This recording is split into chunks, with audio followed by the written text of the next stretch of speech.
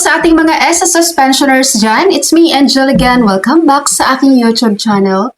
Ang ating topic for today ay related po ito doon sa inyong increase sa SSS, no, sa pension nyo. Meron tayong sasagutin na comment ngayon, pero itago ko lang yung pangalan niya. Sabi niya, "Good day, ma'am. Ask ko lang po, bali sa pangalawang bigay po ba ng increase sa SSS, ibabatay po ba yung 10% na dagdag doon sa previous o itong nadagdag na pensyon? Salamat po sa tugon." Ganito po, di ba ngayong September 2026, second tranche nyo na yon para doon sa inyong increase sa ating mga pensioners dyan. Ang babasihan po ng computation ay yung existing nyo ng pension ngayon mula nung nagkaroon ng increase ng September 2025. Doon na po kukuhaan ng 10% para sa ating retirement and disability at 5% para sa ating survivor. Yun na yung kukumputan natin, guys. Ito ginawan ko ng example computation para mas malinaw po para sa inyo. Makikita nyo talaga siya sa screen.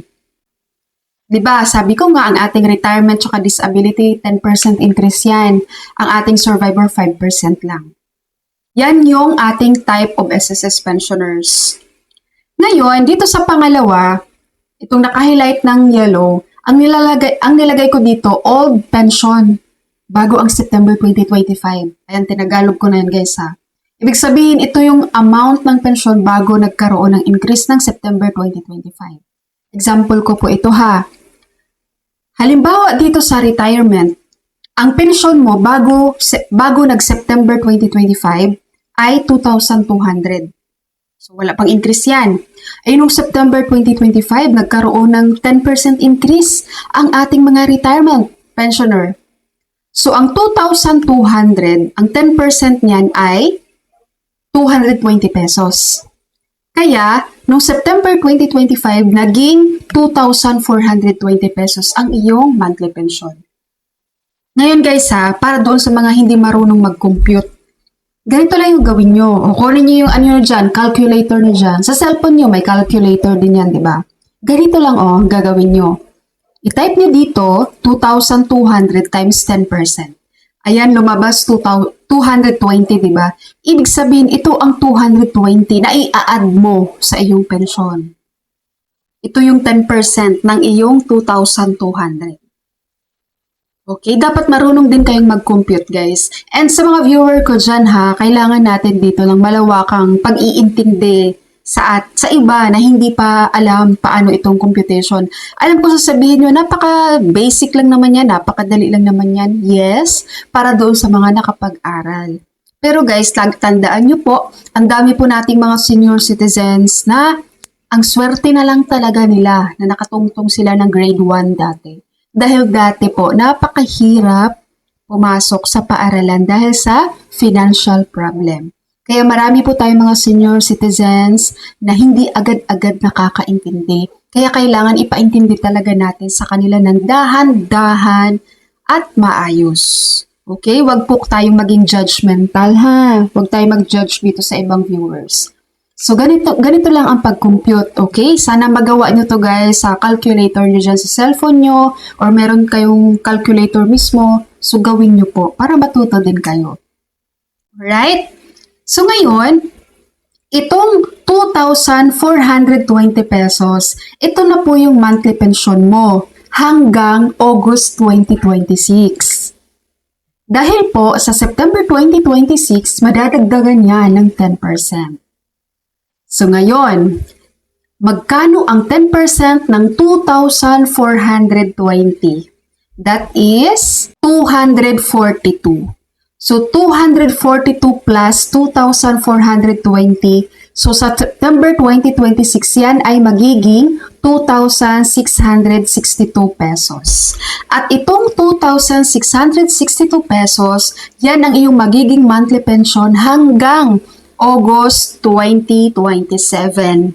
Dahil sa September 2027, madadagdagan na naman yan ng 10%. So, ang 10% po ng 2,662 pesos ay 266.20. So, i-add natin yan sa 2,662.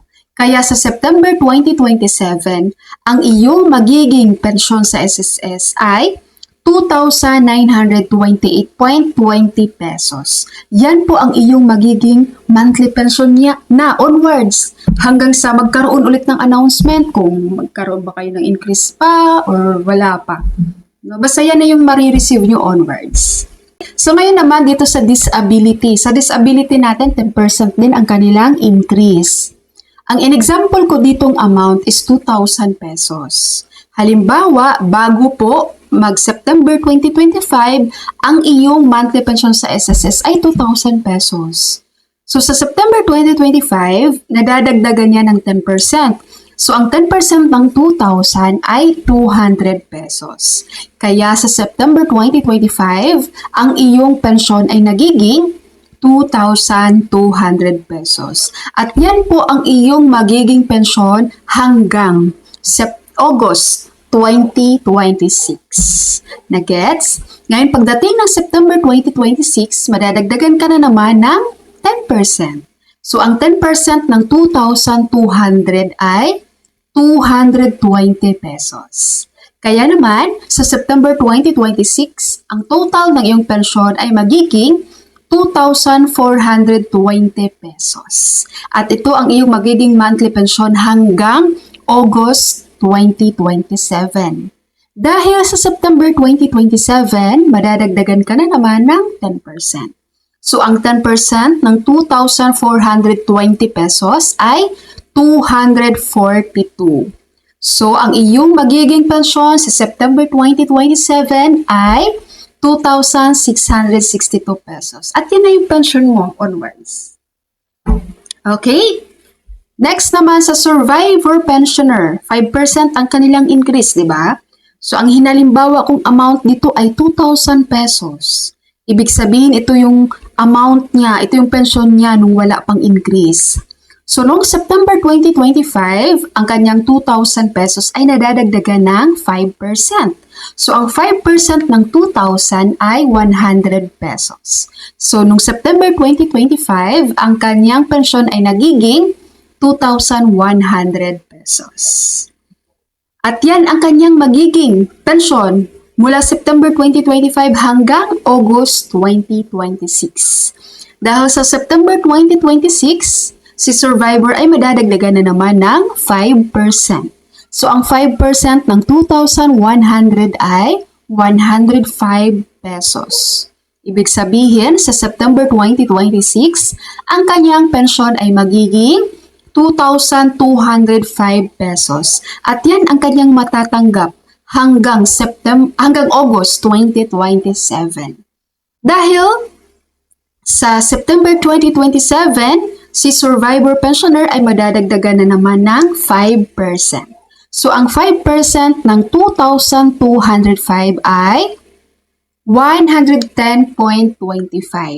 So, ibig sabihin, sa September 2027, ang magiging pensyon itong survivor na to ay 2,315.25.